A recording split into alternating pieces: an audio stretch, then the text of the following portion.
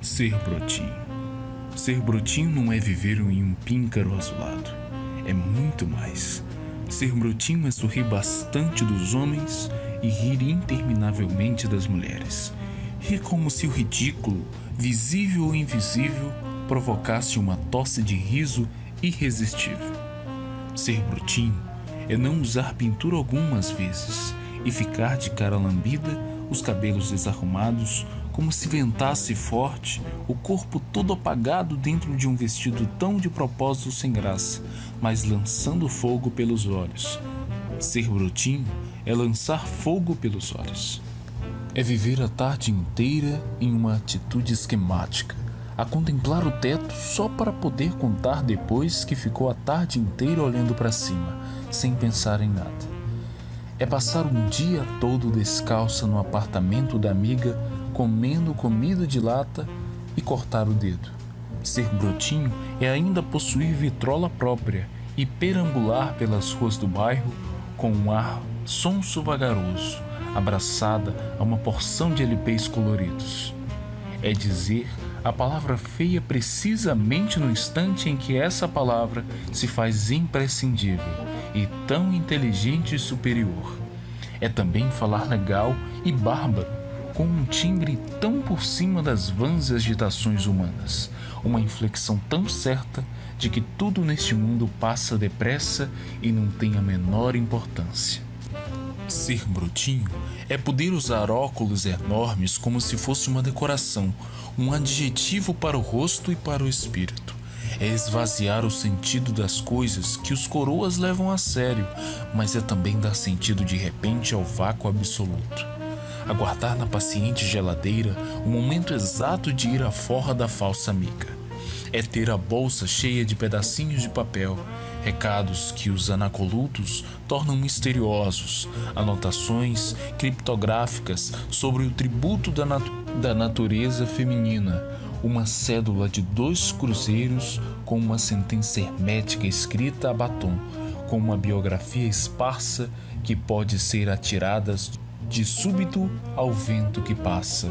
Ser brotinho é a inclinação do momento. É telefonar muito, demais, revirando-se no chão como dançarina do deserto estendida no chão. É querer ser capaz, ser rapaz de vez em quando, só para vaguear sozinha de madrugada pelas ruas da cidade. Achar muito bonito um homem muito feio, achar tão simpático uma senhora tão antipática. É fumar quase um maço de cigarros na sacada do apartamento, pensando coisas brancas, pretas, vermelhas, amarelas. Ser brotinho é comparar o amigo do pai a um pincel de barba. E a gente vai ver que está certo, o amigo do pai parece um pincel de barba. É sentir uma vontade doida de tomar um banho de mar de noite sem roupa, completamente. É ficar eufórica à vista de uma cascata. Falar inglês sem saber verbos irregulares. É ter comprado na feira um vestidinho gozado e bacanérrimo. É ainda ser brotinho chegar em casa ensopada de chuva, úmida camélia, e dizer para a mãe que veio andando devagar para molhar-se mais. É ter saído um dia com uma rosa vermelha na mão e todo mundo pensou com piedade que ela era uma louca varrida. É ir sempre ao cinema, mas com o jeito de quem não espera mais nada desta vida. É ter em vez bebido 2 gins, 4 uísques, 5 taças de champanhe e uma de cinzano sem sentir nada, mas ter outra vez bebido só um cálice de vinho do Porto e ter dado um vexame modelo grande. É o dom de falar sobre futebol e política como se o presente fosse passado e vice-versa. Ser brotinho é atravessar de ponta a ponta o salão de festa com uma indiferença mortal pelas mulheres presentes e ausentes. Ter estudado balé e desistido, apesar de tantos telefonemas de Madame Saint-Catherine. Ter trazido para casa um gatinho magro que miava de fome e ter aberto uma lata de salmão para o coitado. Mas o bichinho comeu o salmão e morreu. É ficar pasma no escuro da varanda sem contar para ninguém a miserável traição. Amanhecer chorando, anoitecer dançando. é manter o ritmo na melodia dissonante, usar o mais caro perfume de blusa grossa e blue jeans. Ter horror de gente morta, ladrão dentro de casa, fantasmas e baratas. Ter compaixão de só um mendigo entre todos os outros mendigos da terra. Permanecer apaixonada a eternidade de um mês por um violinista estrangeiro de quinta ordem. Eventualmente, ser brutinho é como se não fosse, sentindo-se quase a cair do galho, de tão amadurecida em todo o seu ser. É fazer marcação cerrada sobre a presunção incomensurável dos homens. Tomar uma pose, ora de soneto moderno, ora de minueto, sem que se dissipe a unidade essencial. É policiar parentes, amigos, mestres e mestras, com um ar sungamonga de quem nada vê, nada ouve, nada fala. Ser brutinho é adorar o impossível. Ser brutinho é detestar o possível. É acordar ao meio-dia com uma cara horrível, comer somente e lentamente uma fruta meio verde e ficar de pijama telefonando até a hora do jantar e não jantar, e ir devorar um sanduíche americano na esquina. Tão estranha é a vida sobre a terra. E é com essa crônica de Paulo Mendes Campos que nós iniciamos mais o nosso segundo momento da crônica. Olá, boa noite a todos. Estamos começando aqui o nosso segundo episódio do Momento da Crônica, ressaltando aqui que já estamos com o primeiro episódio postado no Spotify e também no canal do YouTube Letras em Rede. É só você pesquisar Momento da Crônica ou acessar o canal Letras em Rede no YouTube, que vai estar lá postado o nosso primeiro episódio. Esse segundo episódio aqui, os recursos da crônica, figuras de linguagem, nós vamos explicitar um pouco dos conceitos aqui das figuras de linguagem e como elas se apresentam dentro da configuração da crônica, né? Quem vai apresentar aqui para a gente hoje é a professora Rayana Maurício e eu passo agora a palavra para ela. Olá, ouvintes! Bem-vindos e bem-vindas ao segundo episódio do podcast Momento da Crônica. Primeiro, vamos relembrar alguns pontos ouvidos no episódio anterior. Vimos sobre a importância do gênero textual crônica para a Olimpíada Brasileira de Língua Portuguesa, conforme a Base Nacional Comum Curricular, e também sobre algumas características composicionais do gênero, como personagens, acontecimentos, tempo, espaço, modo e causa. Nesse episódio, trataremos de outro recurso muito utilizado pelos autores para realçar as ideias em uma crônica: as figuras de linguagem. O cronista precisa ter um olhar sensível e atento para as coisas que ocorrem no cotidiano, pois é com esse olhar que ele reconhece os acontecimentos e situações que podem gerar a ideia para a escrita de uma crônica. Outro instrumento muito importante é a linguagem, pois é através dela que o cronista vai retratar a ocasião. E para realçar as ideias presentes no texto, ele fará o uso das figuras de linguagem. Vamos agora destacar e conceituar 5 figuras de linguagem bem recorrentes em produções textuais de cronistas, para depois lermos 2 crônicas e identificar as figuras de linguagem no texto. A primeira é a metáfora, muito conhecida e presente em poemas, poesias, textos publicitários e também em crônicas. A metáfora é uma comparação em que há a relação de semelhança entre um objeto e outro, ou ainda uma referência implícita, ou seja, não exposta de imediato. Vale ressaltar que, ao contrário da figura de linguagem comparação, na qual aparece a conjunção como, na metáfora não aparece. Então temos aí uma outra figura de linguagem muito confundida com a metáfora, que é a comparação. A diferença entre uma e outra é que, na figura de linguagem comparação, a relação de semelhança entre um objeto e outro é feita através da preposição como, certo? E na metáfora há uma relação de comparação também, no entanto, não aparece a conjunção como, ok? Vamos agora para a antítese, que é a oposição de palavras ou ideias. Geralmente é expressa através da conjunção mais ou porém. Então há um contraste entre ideias opostas expresso pelas conjunções mais ou porém. Há também o eufemismo, que é o emprego de termos mais leves para suavizar uma expressão considerada cruel ou até ofensiva. Essa figura de linguagem é bastante utilizada no cotidiano. Você deve usá-la e nem perceber. Fazemos uso dela quando não queremos ser considerados grossos em alguma situação de comunicação.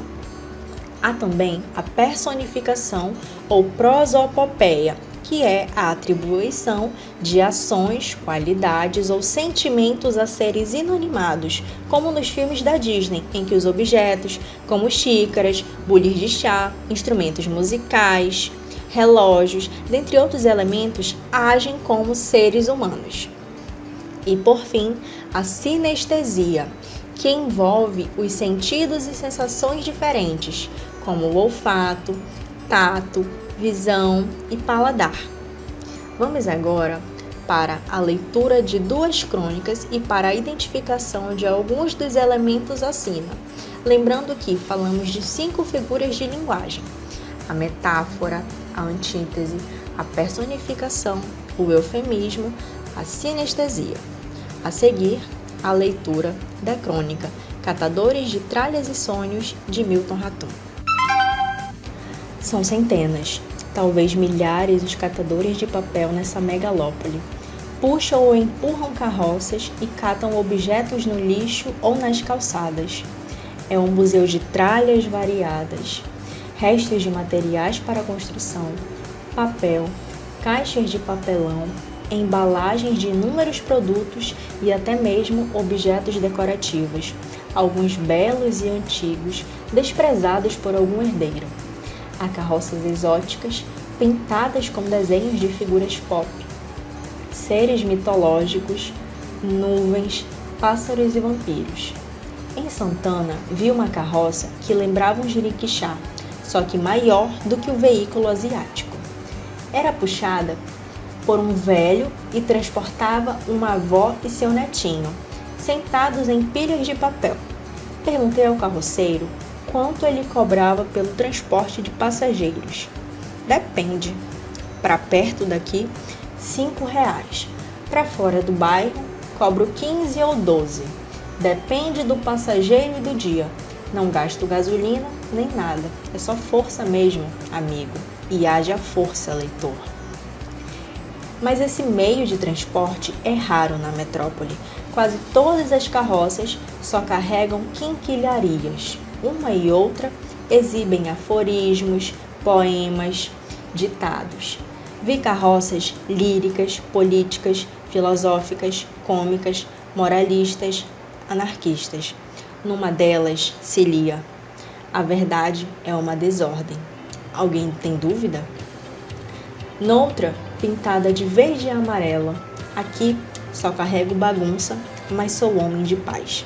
A que mais me chamou a atenção foi uma carroça com uma pintura geométrica, que lembra um quadro de Mondrian. Na lateral estava escrito: carrego todo tipo de tralha e carrego um sonho dentro de mim. Era uma carroça mineira, pois ostentava uma bandeira de Minas. Conversei um pouco com este carroceiro de São João del Rei. Acho que perdeu a desconfiança nas ruas paulistanas, pois não se esquivou de mim e ainda me mostrou uma luminária de aço fabricada em Manchester, 1946. Esse objeto havia sido abandonado numa caixa de papelão e recolhido pelo caprichoso carroceiro de Minas. Especulei a origem da luminária e me indaguei. Quantas páginas esse belo objeto tinha iluminado em noites do pós-guerra? Depois, o carroceiro abriu uma caixa e me mostrou livros velhos em língua alemã. Disse que tinha encontrado tudo numa mesma calçada do Jardim Europa e agora ia vender os livros para um sebo. Ele me olhou e acrescentou: ando solto, não gosto de ser botado preso dentro de curral. A gente encontra cada coisa por aí, só não encontra o que a gente sonha. Comprei a luminária desse filósofo ambulante, mas não me interessei pelos livros, que talvez sejam relidos por algum germanófilo de São Paulo. Sei que não é fácil encontrar um sonho nas ruas, mas encontrei carroceiros simpáticos e um assunto para escrever esta crônica. Percebam que o que eu falei lá no início sobre o olhar sensível para as coisas que acontecem no dia a dia, certo? Essa ideia, ela é muito bem ilustrada no trecho final da crônica, certo? Então, a partir de um assunto, o cronista Milton Ratum escreveu sobre os carroceiros que encontrou pelas ruas paulistanas. E para enfatizar essas ideias, ele utilizou as seguintes figuras de linguagem. A antítese no trecho: noutra pintada de verde e amarelo, aqui só carrego bagunça, mas sou homem de paz. Ou seja, apesar da bagunça carregada dentro da carroça, as tralhas, as quinquilharias, os objetos velhos, certo? O carroceiro diz ser um homem de paz. Então ele está em ordem, certo? Em oposição à bagunça da carroça puxada por ele. Então aqui há um contraste entre ideias opostas. Olhem a presença da conjunção mais. Lembram que falamos que a oposição é marcada através das palavras mais ou porém? Nesse caso da crônica, catadores de tralhas e sonhos, a oposição é expressa através da preposição mais, certo? É possível perceber também no trecho logo em seguida desse outro analisado aqui, a presença da metáfora. Carrego todo tipo de tralha e carrego um sonho dentro de mim. Sabemos que não é possível carregar um sonho, né? Pois é um elemento abstrato. O que esse catador está querendo dizer? Que entre as suas metas há também um sonho. Então é uma maneira metafórica de dizer isso, que entre as suas metas, os seus planos de vida, ele tem um sonho, certo? Vamos agora para a crônica Conduções, de Lília Guerra. Ando sem vontade de passar perfume e penteando o cabelo de qualquer jeito. Encostei o quarteto de sombras Aurora Boreal que comprei no catálogo e guardei minha boneca porta-brincos no fundo do armário. A bonequinha que tem um espaço na barriga que batizei de Bertoleza. Sinto que não sou a mesma, sem perfume e sem brincos. Então, não sei quem está guiando o meu corpo pela rua. Os fones me garantem alguma intimidade. Quem passa por mim não sabe o que estou ouvindo. Ele é filho de Zambi ou São Benedito, tenha dó. Coisa que me aborrece é tropeçar em monturos de lixo. São muitos os que encontro a caminho do ponto. Pela manhã, creio ser ainda mais indigesto. A carcaça de uma poltrona repousa na esquina da nascer. Apresenta cicatrizes de queimadura. Ontem, quando passei voltando do trabalho, um povo cirandava em volta dela. Em noites frias, costumam altear fogo em qualquer traste. Em noites quentes também. Se divertem assistindo ao balé das labaredas. O tempo é quem se encarrega de destruir os restos incendiados que ninguém recolhe. Há muitas carcaças se decompondo, mobílias do cenário de outros balés. O processo é lento. Chuvas e sóis para desgastar o material, até que se deteriore e desapareça. Ninguém nota. As ruas daqui são pobretonas, desválidas. Tenho a sensação de que todos os dias enfeiam um pouco mais. Não bastassem os cabos embaraçados nos postes, um emaranhado de condutores, atracados com restos de rabiola. Agora, alguns fios ficam pendurados, tocando o chão. Outro dia, ouvi a senhora que vende tapioca na feira comentando com os vizinhos de barraca que os vagabundos arrancaram os fios e desencaparam para vender o cobre.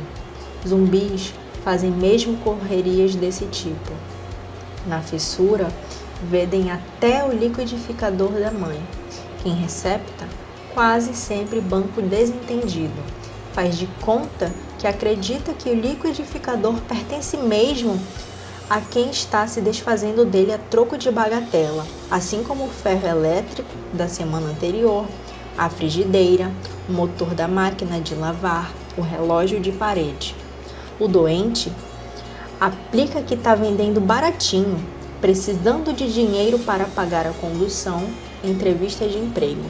O cidadão solidário se convence de que o motivo é nobre, nem tinha interesse na peça, mas se dispõe a fazer a caridade, torcendo para que, da próxima vez, o fissurado descolhe uma televisão, quem sabe até uma geladeira em bom estado. Nem sempre é preciso aplicar. Tem gente que se aproveita da situação sem pudor, há quem desvie material hospitalar, quem desencaminhe caminhão de merenda, há também quem saqueie creches e escolas e quem recepte objetos fornecidos nessas circunstâncias. Vagabundo também é o infeliz quem compra o cobre, ciente de que o produto é roubo, minha tia. O menino da banca de temperos respondeu assim. A dona da barraca de verduras concordou. As companhias de fornecimento cobram o prejuízo da reposição dos fios nas tarifas. A gente acaba pagando o pato, mas se não tivesse quem comprasse, eles não tinham esse trabalho todo não. Ladrão também não é quem paga pelo material. Quem adquire peça de carro desmontado, sabendo que um coitado ficou ainda com o carnê da grossura de uma bíblia para quitar. Isso quando não desligam a pessoa, quando não finalizam o sujeito a troco de um monte de lata. Quase tiraram a vida do meu genro por causa de um carro. Viajei no assunto enquanto escolhia tomates. Enxerguei numa oficina escura os receptadores avaliando os produtos. Um barbudo careca gesticulando, alegando que as seguradoras cobrem os transtornos causados às vítimas. O barbudo falava alto dentro da minha cabeça. Se não podem pagar pelo seguro, não se metam a ter carro. As coisas precisam funcionar redondinho, cada um que se vire.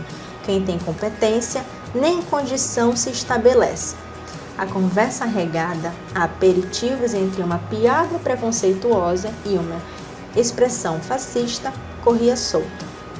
Acontece sempre assim comigo. Começo a analisar uma coisa e desembesto desvairada, num devagar sem fim. Acho que é isso que está me deixando tão cansada. Já não tenho mais 20 anos, nem 30. Essas divagações me esgotam. Tento passar indiferente por essas pessoas, jogadas nos colchões úmidos pelos líquidos da madrugada, amontoadas nessa morte temporária causada pelo efeito do entorpecente, desfrutando o sono reconfortante, resultado da garrafa de pinga entornada para aquecer. Esquecer. Eu não queria reparar que a pele lisa desses pés inchados vai estourar em feridas logo logo.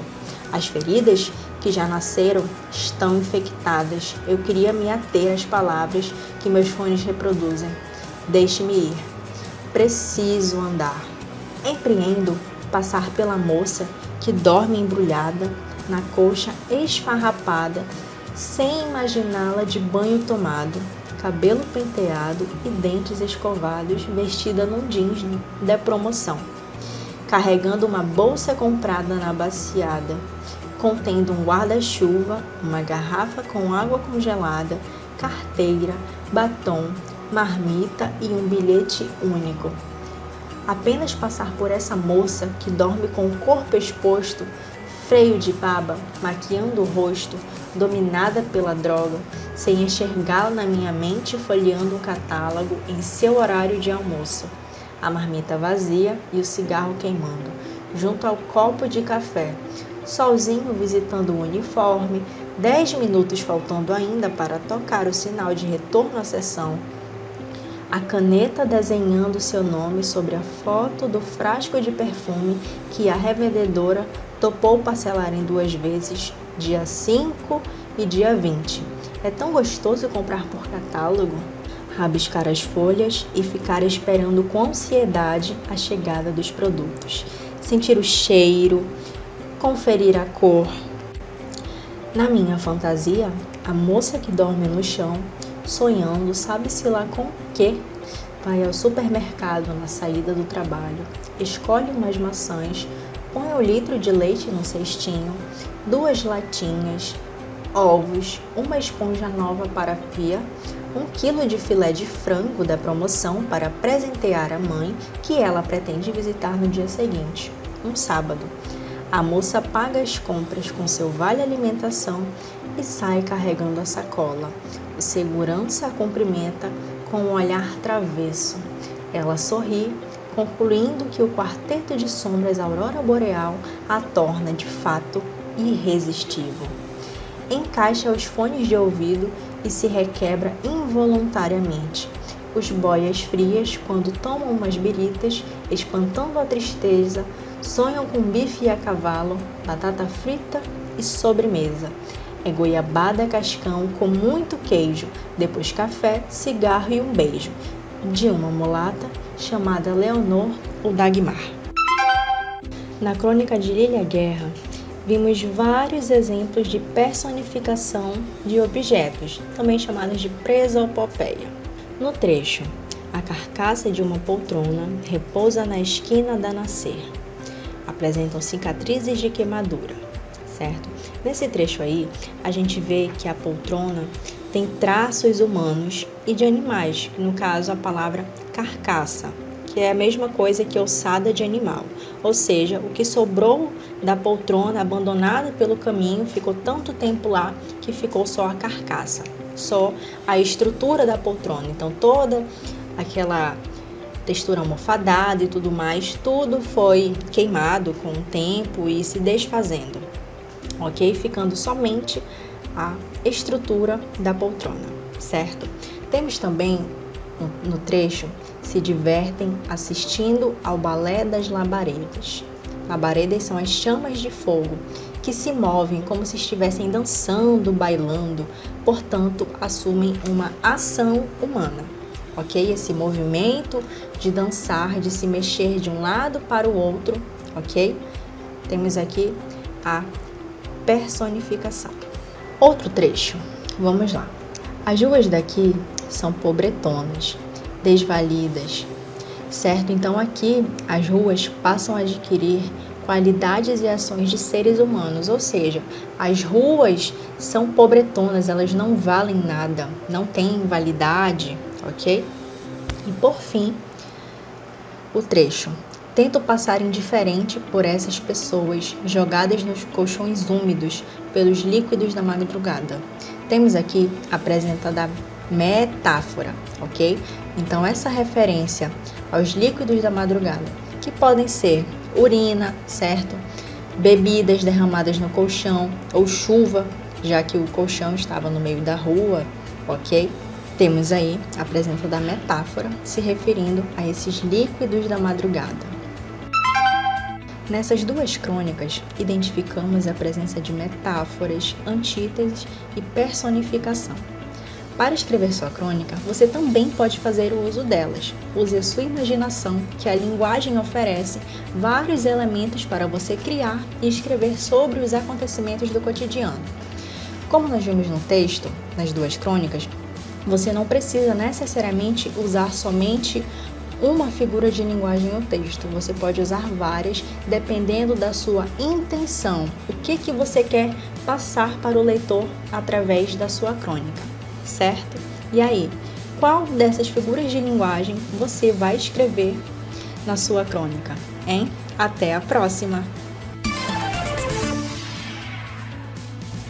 É isso, galera. Estamos encerrando aqui mais um episódio do Momento da Crônica. Continue nos acompanhando aí, consertando um erro que foi dito no primeiro episódio, de que seriam 5 episódios. Não, vão ser 6 episódios, mais um de encerramento. Tudo bem? Então vão ser 7 episódios ao todo. Nós estamos aqui no segundo episódio, que já estará disponível para vocês no Spotify e também no YouTube através do canal Letras em Rede. Muito obrigado pela sua companhia, boa noite e até o nosso próximo Momento da Crônica.